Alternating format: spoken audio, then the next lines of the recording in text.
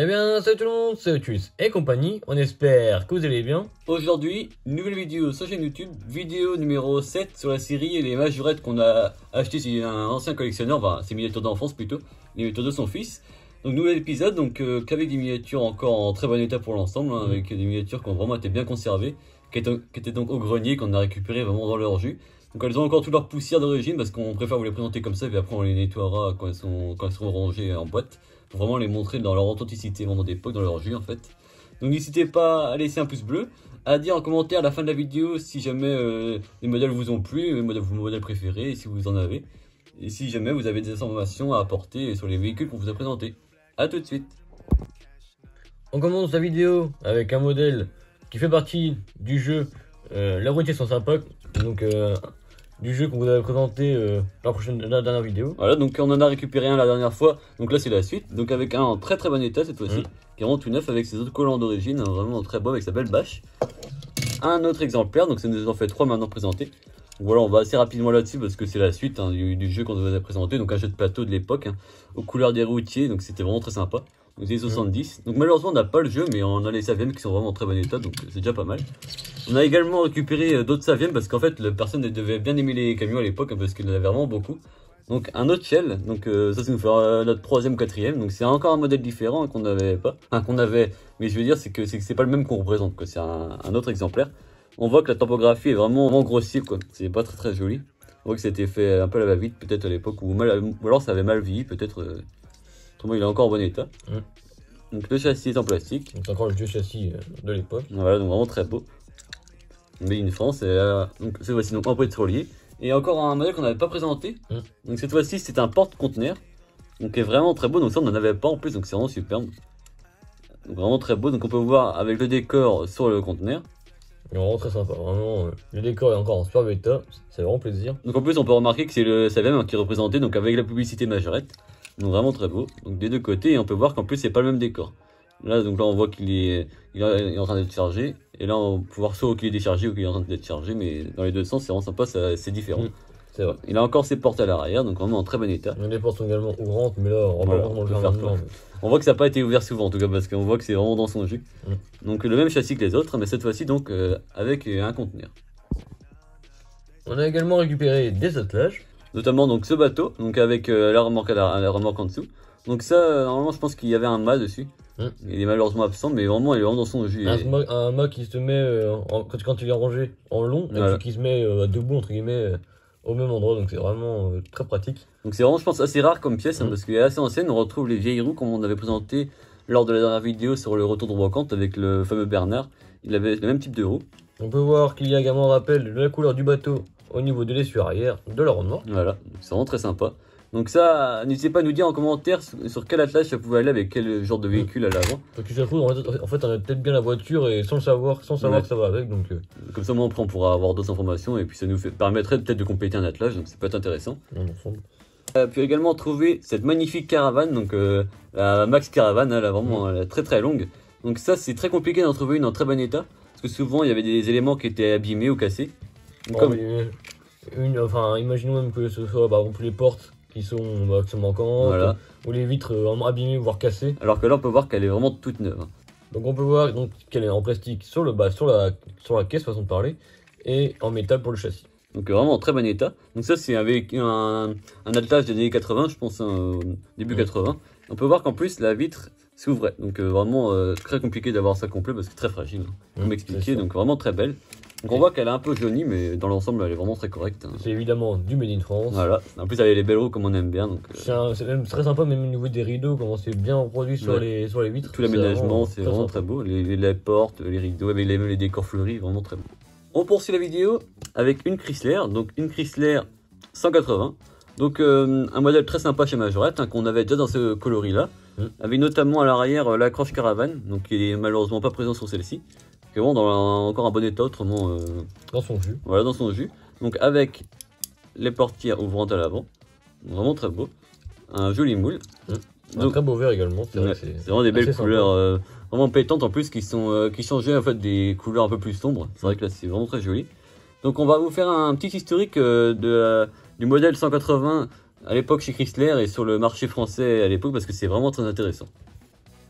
En octobre 70, lors du salon de l'automobile de Paris, donc Simca a présenté les Chrysler 160 et 180, également les 160 GT. Et donc le nom Chrysler sème le trouble auprès de certains clients qui se demandaient s'il s'agissait bien d'une Simca ou d'une américaine de dimension européenne. La genèse de ce modèle est compliquée. Chrysler est entré dans le capital du groupe anglais Rootes, où figuraient Hillman, Humber, Singer, Sunbeam, Talbot, Comer et Carrière. Et donc contrôlait également en France Simca. Donc, les bureaux d'études de ces deux sociétés conçoivent au même moment un nouveau modèle de routière motorisé par un 1600 et un 1800 cm3, voire par un 6 cylindres. Donc en fait, d'où viennent en fait les 160 et 180, c'est par rapport à 1600 et donc à 1800.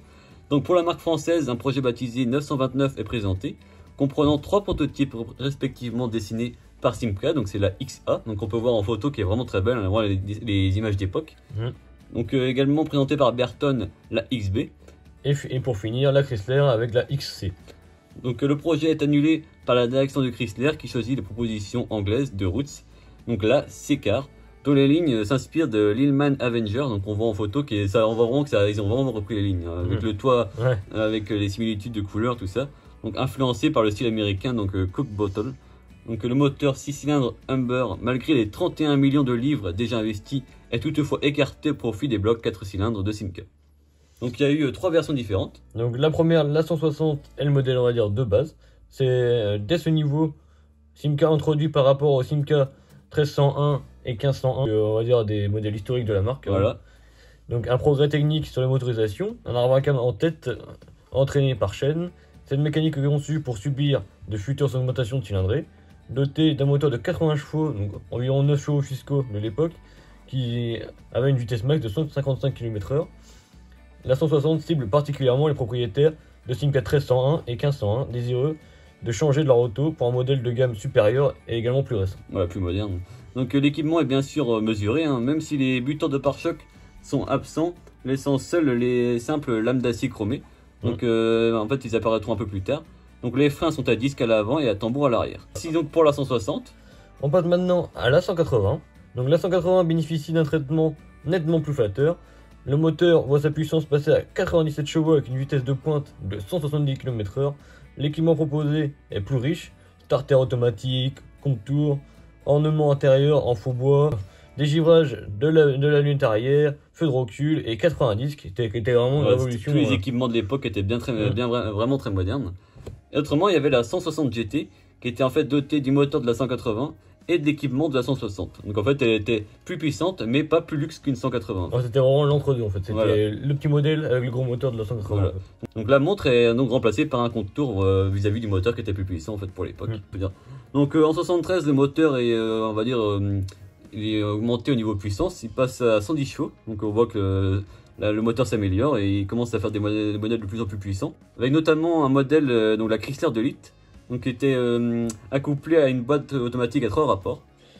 Donc la vitesse de pointe n'évolue pas par rapport à la 180 à cause du glissement du convertisseur de couple.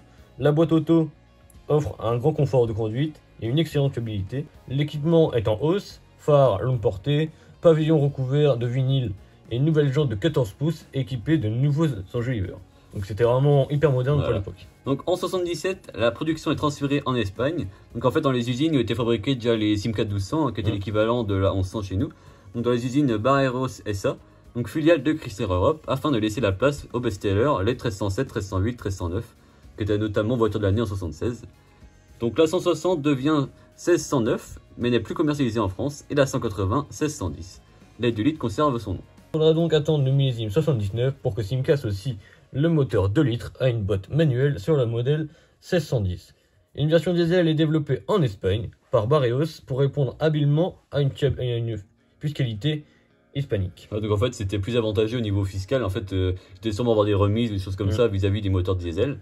Donc ce modèle qui franchira jamais la frontière malheureusement, parce que je pense qu'en France ils auraient vendu beaucoup de modèles diesel pour l'époque, parce que c'est vraiment ce qui a fait le mal à Simca, c'est qu'ils n'ont jamais proposé de moteur diesel. Parce qu'à l'époque où après les chocs pétroliers tout ça, les modèles diesel étaient vraiment très demandés. On voit que les moteurs à essence commençaient à être un peu dépassés pour les moteurs diesel à l'époque, on parle bien. Donc elle sera donc jamais commercialisée donc en France. La Chrysler tire sa révérence en mai 80, 275 000 exemplaires étant produits en 10 ans. Voilà. Ce volume correspond à la production d'un an de Renault 5, donc une des voitures les plus vendues au monde. Déjà en France, c'est un best-seller. Voilà. Ouais. Les stocks continuent à être vendus jusqu'en 1981, alors que sa remplaçante, la Tagora, trône déjà en bonne place dans les halls d'expo des concessions de Talbot. Voilà, donc le moteur réalisé à 2,2 litres, donc poursuit sa carrière dans différentes voitures. Donc, notamment la Talbot Tagora comme indiqué précédemment, mais également la Talbot Matra Murena. Donc, des modèles vraiment typiques également. Également la Peugeot 505 Turbo, et encore plus surprenant, la Citroën BX4 TC. Donc c'était le même moulin qu'en fait qu'on retrouvait sur la Simca, sur la Chrysler 180. Donc c'est vraiment intéressant de voir ça parce qu'on voit que c'est vraiment une superbe histoire. Je trouve intéressant de vous expliquer tout ça. Une des plus belles pièces autrement de la vidéo, c'est ce magnifique combi aux couleurs de Café Hague. Donc ça franchement vraiment une très belle pièce de collection en excellent état.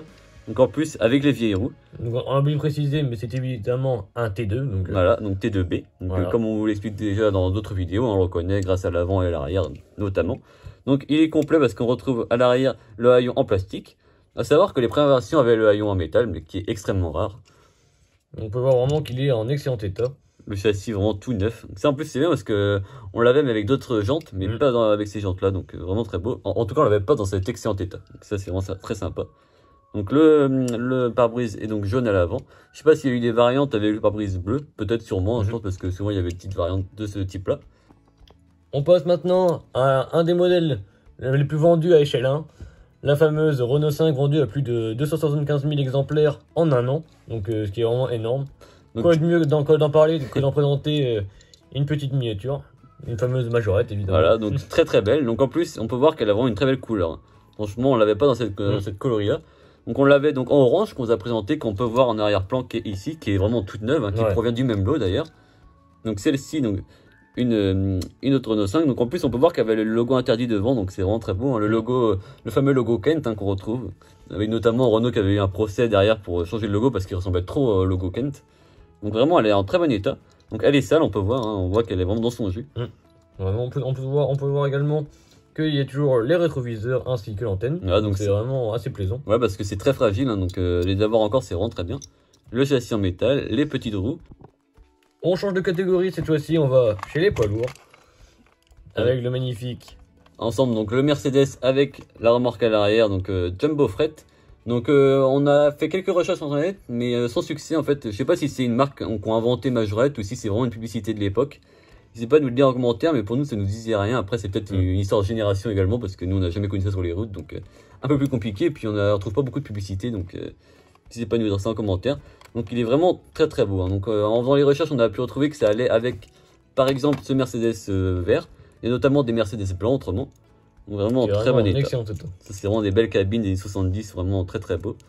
Donc vraiment très beau. En plus, donc celui-ci il n'avait pas vraiment de tempographie à l'avant.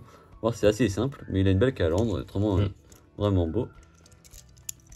Le châssis en plastique, vraiment en excellent état. Il n'y a pas un pet de peinture. Échelle 1 centième.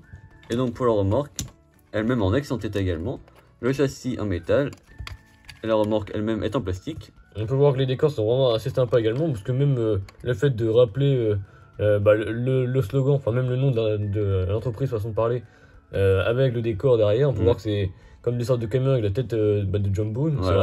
C'est vraiment très beau et vraiment très bien fait. Donc, il fallait y penser. Voilà, donc à l'arrière on retrouve également les portières qui sont vraiment pas cassées, bien complets, donc vraiment intéressant. Donc en plus on l'avait pas, donc ça nous fait un autre camion complet en publicité comme ça. Qu'on n'avait pas, donc c'est vraiment un nouveau dans la collection.